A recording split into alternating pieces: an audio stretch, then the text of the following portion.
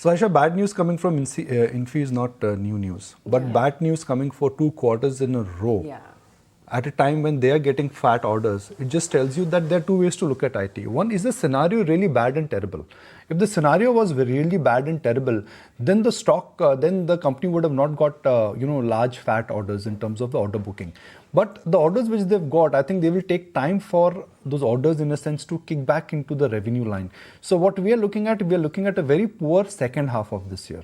But in terms of an assumption, it's even worse than what brokerages in a sense were anticipating and expecting. While the bravehearts would say that FY24 will be a tough one, FY24 will be a year of recovery, and that may really hold true. But in the interim, because the stock has seen a run up from the recent low, which is from the April low of about 15-20%, that rally in a sense will get challenged. Now there are two factors at play now. If you are taking a slightly longer term view, which is you are ready to look beyond FY24 and beyond FY25, then of course the base effect and the cyclicality would be at play, and FY25 and FY26 could be comeback years for Infosys.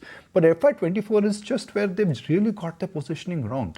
And Infosys has always commanded a premium for getting the cycle right. And this is where, in a sense, markets are really questioning that, okay, if orders are coming, when are the orders coming? And if orders are not coming, then, what, in a sense, prompted you to come up with a guidance last December, and then you've come out last Jan, and then you've come out and slashed those guidance very, very aggressively. So in the near term, I think the stock will underperform. It has seen a run up. We've not got a very confident commentary from HCL Tech as well. So IT becomes this sore point for the market now, and that, in a sense, which was the outperforming contra sector, I think will remain the contra sector.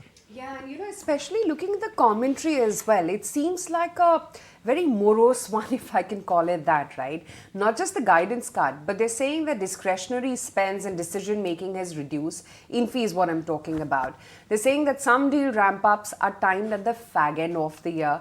Don't think we will go to campuses this year. So it's all indicating and hinting towards a weak second half and a lot of gloom and doom, if I can use that terminology. So, if you just look at the commentary in isolation, you would say, okay, gloom and doom.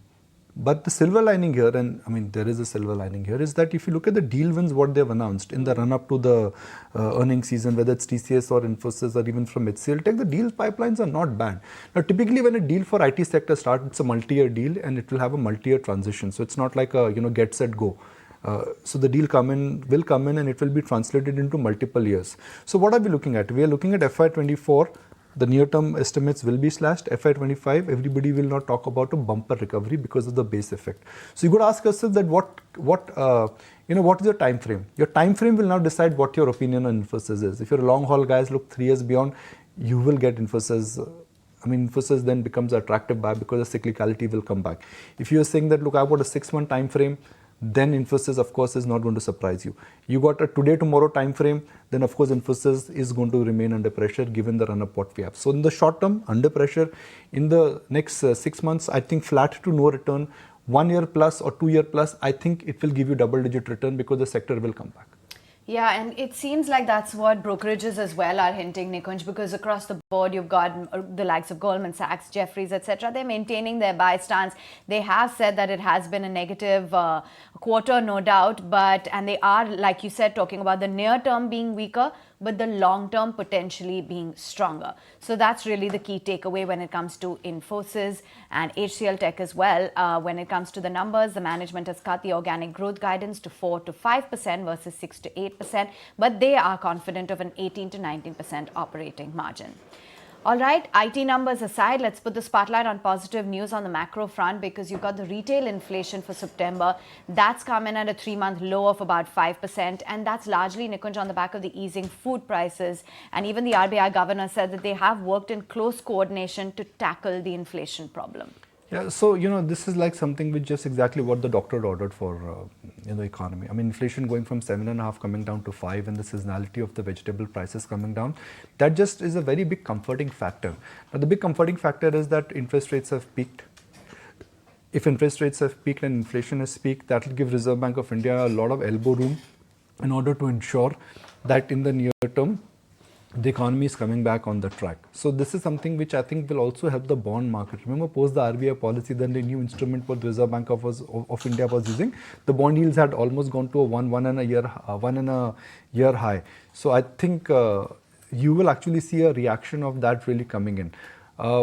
Inflation coming down also means, and this we are talking about food and inflation coming down just ahead of the festival season. It also is an indication that even if the festival demand is strong, let's say, for vegetables and for fruits and for sugar, it is unlikely to have a very large impact per se in terms of the inflation trajectory.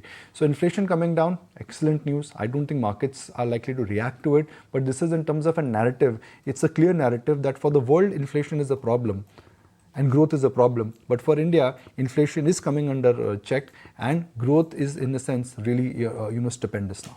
Yeah, absolutely. In fact, let's hear out what the governor as well had to say yesterday about the CPI print. Effective coordination between the government and the Reserve Bank